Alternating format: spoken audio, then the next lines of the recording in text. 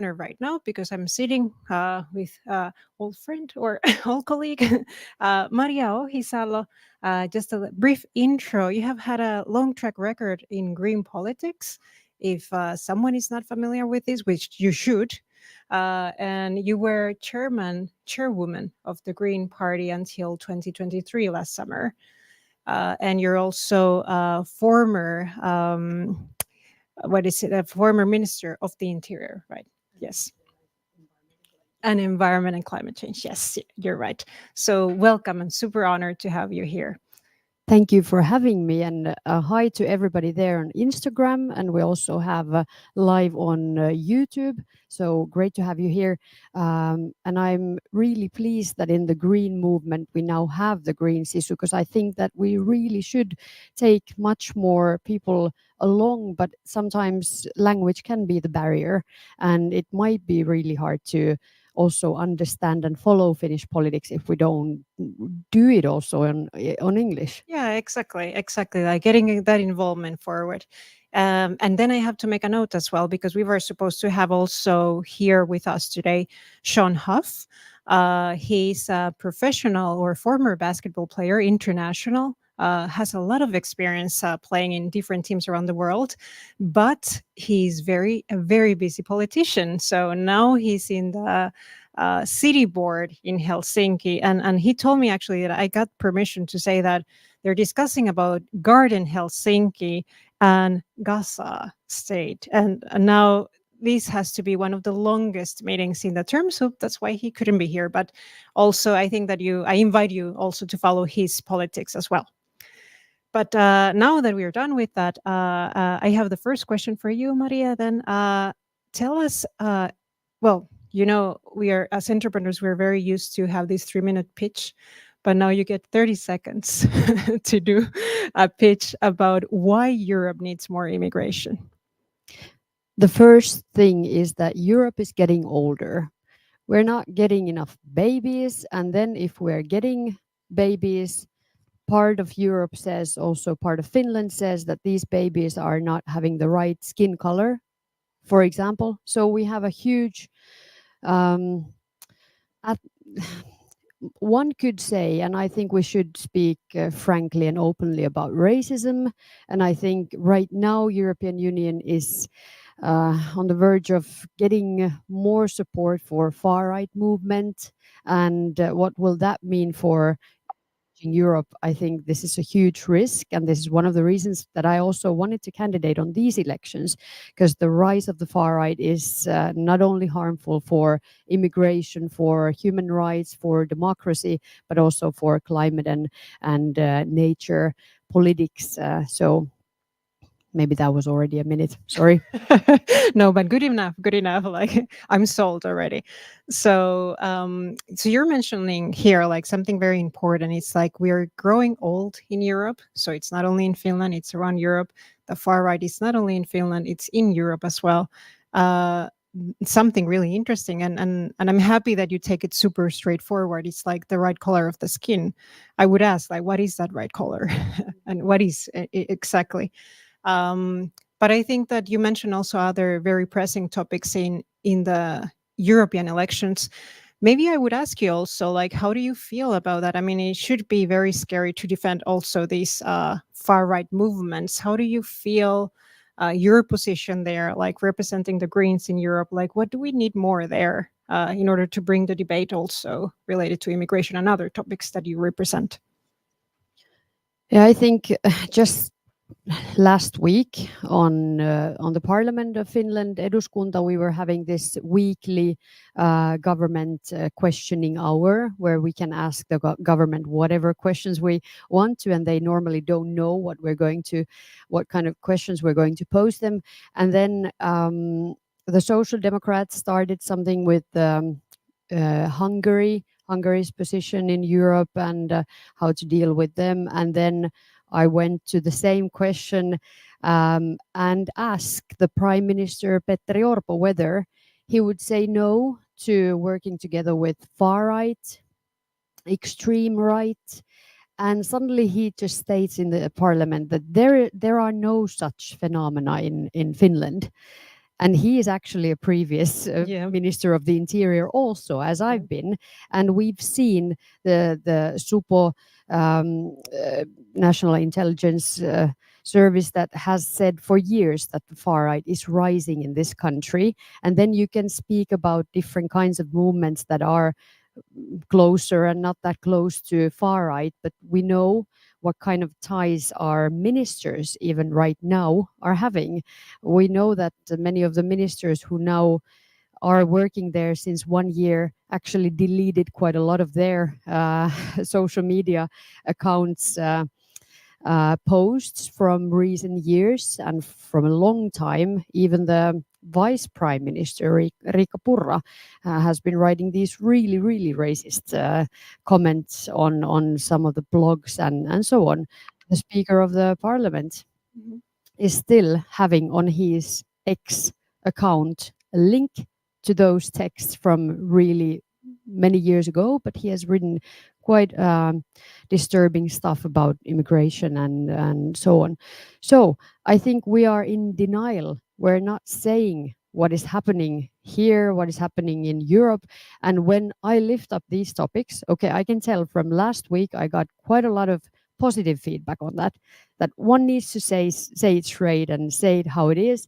But then again, we also have a lot of people, I would actually say even the Swedish speaking party, RKP, right now sitting in the government, made it possible for this government, the most right wing government ever in Finland, to be born. And they are sitting together there. I know that they're struggling. They're probably not having it that easy, because I know I worked with them on the previous government term, and they do have in their core human rights and defending rule of law and liberal societies. But still, they are making this government possible.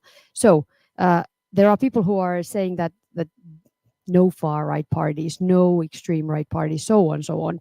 And I think this is problematic, and people are probably not seeing what is happening to the rule of law in larger scale, and this relates to all media freedoms.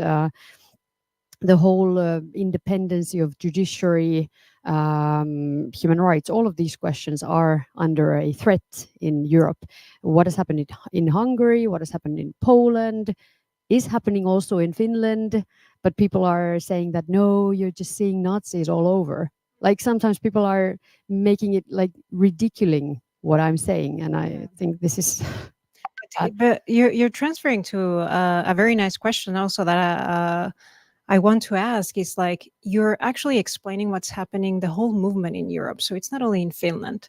So what we are saying in Finland is also replicated there. The debate then is going, in your opinion, about denial. That's the first thing. There's a denial going not only in Finnish level but also European level.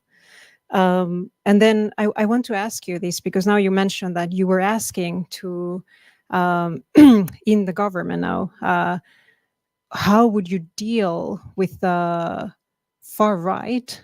You were asking these from the prime minister. So now I ask you, what is your opinion in dealing with the far right? Because it's a fact that we have them, and it's a fact that we have to work with them together. So, what is the right position, in your opinion, like to deal or tackle these matters? The center right parties right now in European Union level, they tend to think that taking these far right parties in cooperation, as the prime minister has said, I moderated them by giving them ministerial posts. So that there is no far right anymore in Finland. He has said this in Politico, actually, to the whole world. Um, so that is one way of seeing it. How we European Greens and the Greens and European Free Alliance in the European Parliament see it, we have actually said that there is no way that we could be working together with them. I also said it in the previous parliamentary elections, and quite soon after that, the Left Alliance and the Social Democrats also said the same. But the Swedish speaking party never said it. So their idea of this was different. I'm not sure. We have difficult history in Europe, what happened with far right movements and the center right parties taking them along. So, what we should tackle are the root causes for why people are not trusting on rule of law, trusting on democracy, trusting on media, I think we should go really much further and try. From my point of view, I'm a social politician, sociologist from my background. I think social exclusion is one of the main reasons of people not feeling of being part of the society, not feeling of becoming heard and seen. And this is a larger problem that I also Absolutely. tried as a Minister of the Interior. I also tried to tackle that and say that one of the biggest threats for our national security is actually social exclusion. Absolutely. And this goes not only in immigrants, but also people born in the same country, wherever the country is in Europe or the world, also feeling excluded from society. And that's where we start to have also these far movements. But then recapping these, what you're saying about the Korean government is fragmenting. So the strategy is to fragment in a way or divide certain opinions to balance that with the voice of other parties. Uh, do I understand right that in your opinion we should be more straightforward, not deny the matter, and speak up so we can actually have more transparency and increase the trust in the government, increase the trust in politicians, increase the trust in our governing organizations as well, and then communicate that back? Definitely, and Finland has always been a good country when we see how people trust on authorities, how we trust on institutions, and this is a big question for a sociologist because there has been a lot of research on that. That if people trust authorities and institutions, it tends to go so that people also trust other people more, and it goes hand in hand. And hand in hand, and I think that this is really something that we saw during COVID-19 crisis, that people were actually quite people wanted to have instructions in the beginning, like what should we be doing, and people were actually following many of the instructions quite a lot. And I think one of the reasons is the trust, generalized trust in this society that we have had on quite high level. But then again, right now, what we see that the government is doing is trying to balance the national economy by cutting from the least well off of the society. And we as Greens have also shown that there are other options. You don't have to do it like that. You can always start taxing more environmentally harmful action instead of cutting from the least well off people and so on. So trust is a huge matter, and I think right now there's a lot of, when I campaign there on the streets right now, I hear a lot of feedback from people because they are now starting to see what the cuts actually mean on their Yeah. lives right now. Now it starts to happen. It starts to become concrete. Yeah, you can understand it. So it's very difficult to understand macroeconomics when it doesn't relate concretely to something. But you mentioned something interesting. It's about trust, and I guess it's about trust with the end citizen. It's a trust towards companies as well, towards the companies that are also bringing new renewable energy as well. So it's we are all working like to trust whomever our leaders are. But now that you mention a lot about social inclusion, the debate of immigration is super polarized. Like wherever you do, it's polarized because it matters because it's about social perspectives. So everybody has an opinion, and I think it's very difficult to listen to all opinions at the same time and then take a decision. So usually you do that by statistics. Okay, how many we have of this group, and so on. So also kind of like backing up with data, let's say. But since this is very polarized, I want to speak a bit more about facts. It's like, how is immigration good? Like, how is immigration helping in general? And maybe also taking a little bit of different perspectives as well. Like, how does it help to someone that is moving from completely outside of the EU into EU, or from EU inner movement, or someone coming to Finland? And like, what are the benefits of doing that? Obviously, there are a lot of benefits. We know since many years that, for example, from technology industries of Finland to social and healthcare sector to even kindergartens, we have lack of people, lack of workforce, lack of educated people. And at the same time, we do have people already living here for a longer time Mm. who don't feel integrated, who don't get a place to work or to get an education, and so we have like both problems at the same time. We need more people, and at the same time, we also need to integrate people better in the society. But obviously, I think that we are all one humankind where we've always been globalized in many ways. People have been moving around. Finns have always been moving around Absolutely, to yeah. the US, to Sweden, so on. Um, so I think, and obviously, it creates a lot of open. Can one say open-mindedness to the society, to also have people from other cultures to be able to speak other languages and so on. Yeah.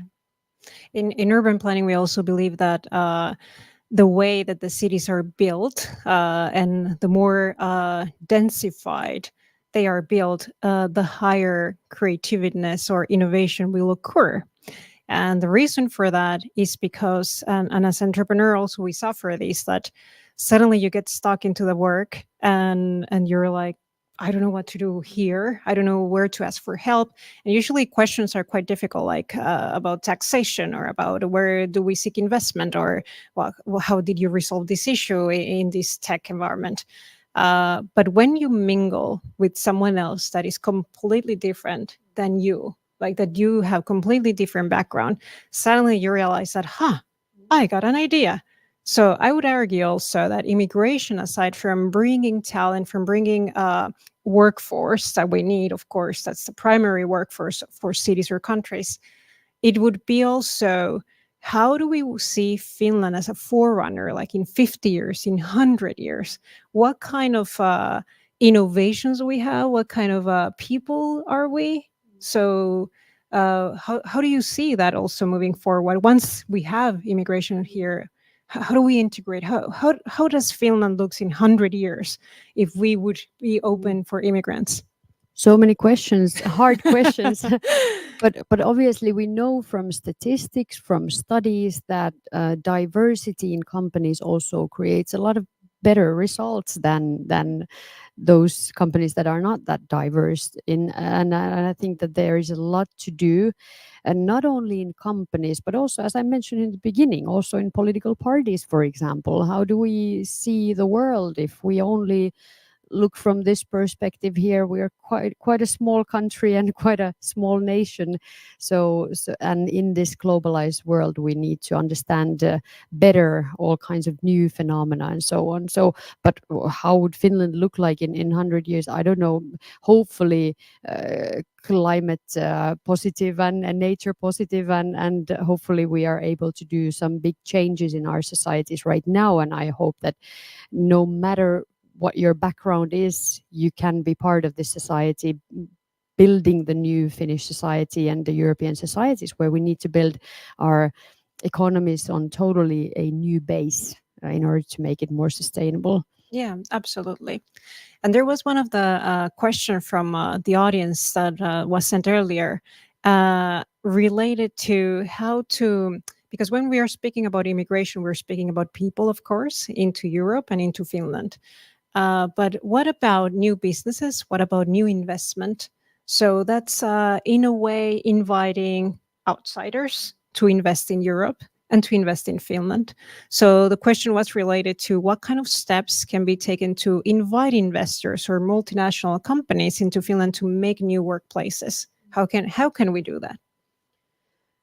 I think one of the biggest questions is how we are seen from outside. Are we seen as being an open society, a liberal democracy, where um, we are taking steps towards making the green transition, where we want to want to see that this is a society where all of the people have can one say, not to have a place, but to have a, as I mentioned, to become heard and seen as a society, and so on. Maybe if you can rephrase it again, the how can we invite investors and multinational Yes, companies? one of the things that I've heard quite often when I speak together with the companies is that security, national security, is actually one of the reasons, and the welfare state is one of the reasons why they want to invest here. Why Finland is seen as such a good place to make your investments in, and if we know that Finland is one of the safest countries in the world, oh, obviously we have our problems. This is not to deny them, Mhm. but to say when we compare Finland to other countries, we also are doing quite well on some aspects. And I think personally, I'm a big defender of a welfare state. That is one of the reasons why I joined the Green Party, to defend the welfare state and make good environmental politics together. Um, and if we don't stick with that welfare state idea and ideology on behind of that, then we are on trouble.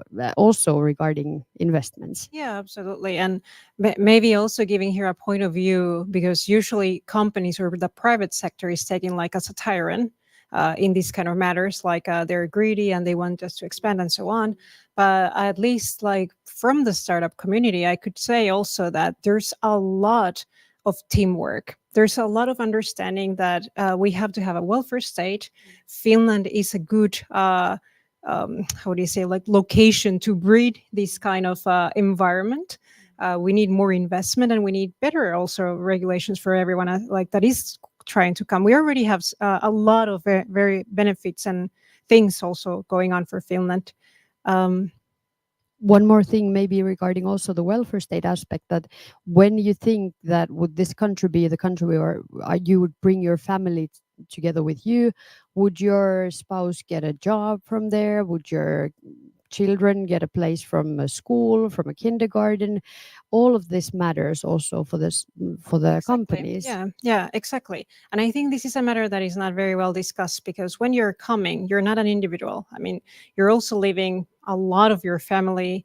A lot of people are also getting a very good job in Finland, like tech talent and so on, or doctors. And then you bring your family, and suddenly you don't know what your spouse is going to be. So we need a lot of integration still.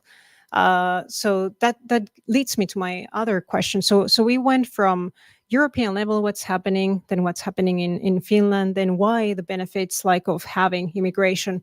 But now I think one of the biggest challenges, aside from attracting immigrants, it's retaining them. And this is constantly debated among like immigrant groups. Like anyone that is a foreigner here in Finland would probably raise this topic. It's like, are we doing enough to integrate the immigrants once they're here? Are we doing enough with the language? Are we doing enough with the opportunities that they get in companies? Are they treated the same as like someone local? And probably not only in Finland, but in Europe as well. So what is your point of view of that? Like what kind of programs do we need to integrate better? Obviously, we have to ask this from people who are moving here. I'm not the best to answer that, but obviously from the political point of view, and also if I even think about my uh, personal social networks, they are very much Finnish and white and so on. And I think Finland is this kind of a country where we're not that, maybe not that used to of widening our social Maybe you're networks just shy. also. Maybe we are Yeah. shy. Maybe it can be something like that, but I think we must be better on this. Yeah, so uh, say again, sorry, I've had a long day. You asked the last question was That's all right. That's all right. So, what kind of programs we can have, yeah. like to integrate? Yes, well, obviously, the first point is the language education, which is Finnish is not an easy language to learn. There's also Swedish that we're speaking here, and there are some areas in Finland that are actually quite good on integrating people also in Swedish. For example, Åland Island, there's only 30,000 people living on the island, but actually there are quite a lot of immigrants. I even know a German person who moved there and loves the place, and I also love Åland. But still, like and also what you call Pohjanmaa Yeah. in English. Is there an English word for that? No, Ostrobotnia, yes, yes. Ostrobotnia, yes, that area is also quite known for integrating people in Swedish. So I think we should learn from those areas what they're doing well and becoming better as a society. Yeah, I have some inside information about that, but for example, there's a lot. I understand there's a lot of entrepreneurship, like in Ostrobotnia. In general, there's a lot of the cities like are investing in new companies and so on. So it's like growing the city, but also I guess that you feel part of something. If we go to the social inclusion again, the topic, you feel part of a group when you belong. And I guess because this has also come at least in social media, in my social media, like asking questions regarding like what are we doing to integrate Swedish again, because it's not only immigrants that are coming, but also we have two cultures here in Finland. And I guess that from the Swedish speaking side, it feels that if you don't grow up with the Finnish television or the Finnish jokes or anything else, then you don't belong and you don't click really. So I guess that we have to widen more the perspective to understand that it's not only the Finnish experience, the Finnish program, the Finnish television, but there's a wide range, like of things that influence the upbringing of a kid. And nowadays, kids are speaking English without studying by watching YouTube and so on. So there's a large movement happening. We got. And I think the kids are growing like social media natives. They speak different languages already much better than most of us. And I hope that there's also a seed for a more open-minded Finland in general. But maybe to come back to the first where we started about the European Union level, what we still didn't speak that much is the big problem we right now have, that when at the same time European Union is aging and we still see quite a lot of people coming to the area, there are various reasons why people are leaving their homes from other parts of world. Climate change is affecting, conflicts, war, they're all affecting. But whatever the reasons are, we right now have the situation where we don't have, I always tend to say that we don't, if we don't have the doors open, people might come through windows. And this is what now actually happens, that there is a big debate, and this is what also polarizes the whole debate, because there is illegal immigration happening so much because we don't have the legal routes. And this is one of the main topics that we also as Greens are lifting up to during these EU elections and on our work on the Finnish Parliament and also EP, European Parliament, so that what could be the better legal routes, how to get your permissions quicker, faster, how to, for example, take more quota refugee systems in different member states and so on. We've been quite good on this quota refugee system, for example. On my Minister of the Interior term, we actually, right, it was the highest ever in Finnish history.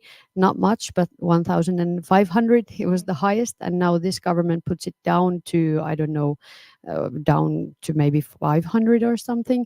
So that is also a symbolistic way of showing that they want to tackle, like they want to push the immigration question a lot from all kinds of different ways, that how to make it even smaller, Yeah. even though we're not doing quite well on the topic. Yeah. There are all these very important like topics, and we can speak a lot about these. There's a lot of discussion. I'm also conscious about the time, and I want to ask you then first. Well, discussing like a wrap up, and then also some fireside questions that I have for you, and then I want to invite someone also that has experience, like as an immigrant here, or and I want to open a little bit more questions from the audience that is like listening to us. So first, I'm just going to go very quickly to what you're saying. It's like deal with the matter straightforward, be transparent, earn the trust. we have to be more open and receptive in Europe and Finland, and we need to fortify the integration programs also. So these are all things that you're tackling, like in your term or in your future term, hopefully.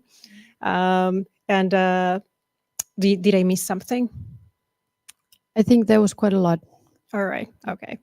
And you're tired. But now you have to think fast, because I'm going to ask you 5 questions, and this is just like, don't think about it. Like, what do you prefer in here? So, talking about food, do you prefer Italian or Asian? Asian. Okay. Nintendo or PlayStation? Nintendo, for sure. You have to watch my videos. There are quite a lot of those. All And right. actually, I have to tell you, I was in Tampere today, and there was a person called Jaakko who came to the market square to meet me and started asking about those videos. And I was like, okay, he seems to be quite interested. And then he opened his backpack and started taking something off, and I was like, okay, what's coming out? And then suddenly there was a Game Boy and a bunch of games, and he was like, yeah, you said that you are missing a Game Boy. And I was like, yeah, wow, that's great, what a Yeah. surprise. So now you're gonna use it. Unfortunately, he said that it probably doesn't work, but it was the a intention. symbol. Yeah, it was a symbolistic thing, and maybe the games still work. All right. Okay. So talking about games, Mario Bros or Donkey Kong? That's quite bad, like hard. I would say Zelda, but then Okay. I would probably say Donkey Kong and then Mario. All right. If you would have a superpower, would it be invisibility or mind reader? Mind reader. All right. So then you can get ahead of debates. And then lastly, bicycle or public transport? This is difficult too because I use both. I would love to cycle everywhere, but it's not happening because I have a small child, and you have all the time like so many bags with you, and then you have your computer on your backpack and so on. So sometimes it's too difficult to bicycle everywhere, but All I right. can't choose You have to. out of these. Okay, no, but that was good. Like now hopefully you're relaxed and a bit less tired. But now I want to invite like someone that we have here in the audience. Yes, come, go ahead. Let's see, we have this frame. So can you? Hi, thanks. Yes, nice to have you here. We were discussing like behind, but can you introduce yourself a little bit? You have an amazing story. Well, I don't know. It's just my story. So I'm an immigrant since 5 years to here to Finland. I consider myself a refugee, a Brexit refugee. I'm also a Finnish citizen by accident of birth. I did do my military service, so I think I earned that. And now that I'm in Finland, my professional background is in public services transformation. I would like to contribute to the society, but I don't speak fluent Finnish. So, But you had a background, very like a multinational background. So yeah, I'm born in France and lived in Brussels 5 years. It's a nice place. I hope you go there. But 35 years in the UK. all right, And yes. all my education and professional life, it's in UK public services context. And your parents are from? My mother's German, my father's Finnish. Yes, so super multicultural. Yes. Yeah, I guess. I think from like the Finnish diaspora, it's not entirely uncommon. Yeah. There are many who left in the 60s or so and have created families who still have Finnish citizenship. Yeah. And then they come back and then try to learn the language as well, and sometimes has been really hard as well. There has been a lot of newspapers or stories in Hesari, like in the local newspaper about, or national, about Finnish that have been going abroad to study. They earn their degree, and then they come back and they cannot go into, like, they cannot find a job or like, and so on, because they are not able to transfer their credits from university. And so there's a lot of discussion going around this. Is there any question that you want to ask here? What would be the main hindrance for integrated immigrants here? In my experience, I think that these are all mindset questions. So, for example, when people look at that word immigration or immigrant, they probably have a pretty stereotypical view. You know, somebody not the same skin color as us who comes here and is somehow a burden to society. And it's a very simple mindset shift to start from the position of assuming that there is some value to this society in every single one of them who comes. But sadly, we don't see that. And like I've seen the research of blind employment recruitment tests where foreign names didn't get sorted to the interviews and things like that. I think Finland's on a learning curve. I mean, I would consider myself an open-minded internationalist person, but I have just escaped from Britain. So it's possible to go the other way, right? Get really nativist. I have a lot of faith in Finland, but some of the mindsets are just maybe a little too from this monoculture ideas. Yeah. But this thing about having a paper that demonstrates you can do something, I have almost zero papers. I'm field trained. I've learned everything by doing, and I've been my value contribution has been recognized at fairly senior levels outside of Finland. All my customers are outside of Finland. Now I can understand why you want to. There's a quite high standard of basic quality that is found through most activities in Finland, and that's probably got to do with insisting that somebody can evidence an education to a particular standard on a particular job. But only holding that view really closes the perspective to a lot of other kinds of value and talent. Yeah, I agree. And we do have a question from the audience or a comment where there's well, someone says here like they recently graduated, got the PhD from a Finnish university, but they cannot find a job, not even to interview stage. And is there anything that we can do to retain PhD graduates in Finland?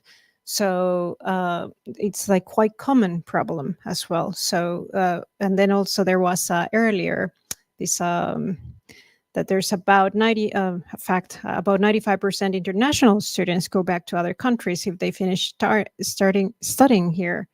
So they don't stay in Finland, they go again in like abroad. And this is in a way like an investment that Finland is losing, training someone, educating someone, and then not opening doors for them. So Maria, do you want to comment in here as well? Yeah, during our government period, we actually made it a bit longer. That if you graduated from Finland, you got the permissions to stay for a certain period of time. We made it a bit longer, but I'm not sure actually what this government is doing right now. Hopefully, they're not touching this because this should be like, why wouldn't you be able to permanently stay here if you graduate here? There are like a lot of ways that we've been trying to tackle immigration in many ways, not to solve it, like really that say that everybody is welcome and everybody has a place here. Yeah, and it gives you this sense that you're always like, do I belong here or not? Yeah. Am I accepted or not? If you're always saying that you can be removed whenever. So, yeah. And now, for example, how to get your citizenship in the future, they are even making it longer. You have to stay here for a longer time. I'm not sure whether you have to make even more tests and whatever it is required in the future. But this is not the way how we increase the immigration. We tend to think that everybody wants to come to Finland, but probably it isn't like that. Yeah, probably is not the first option. Yes. Well, we're running out of time, so I'm just going to ask one last question from the audience. I think this is quite good. It says that how can we make sure that immigration isn't understood in an instrumental sense and that we don't end up with a two-tier immigration system? So maybe like segregating, like we accept talent or we accept these kind of people, we don't accept these and so on. So how can we just be more open to avoid that kind of things? Yeah, this is a huge question that we, from the opposition side right now, are trying to tackle, because this government tends to say that there is also value for those who are already skilled and can participate in the labor market right away. But then what about these people who probably seek for asylum and seek for security from here? And why wouldn't we make it easier for them to integrate, to become part of the society? And really, because what I think people want to be part of society. People want to go to school, people want to educate themselves, to go to work, and not to just stay and live on social subsidies. It is not an easy life like that. And Yeah. those who claim that have never personally experienced it.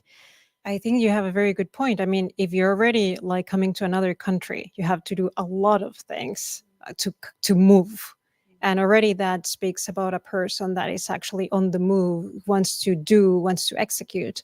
So definitely a characteristic that most immigrants have is like, aside from courage, is like this thing of wanting to do things. So I think that if you would ask any immigrant, like, are you likely would you like to learn Finnish? Would you like to integrate to society? I think most of them would respond yes. So yeah.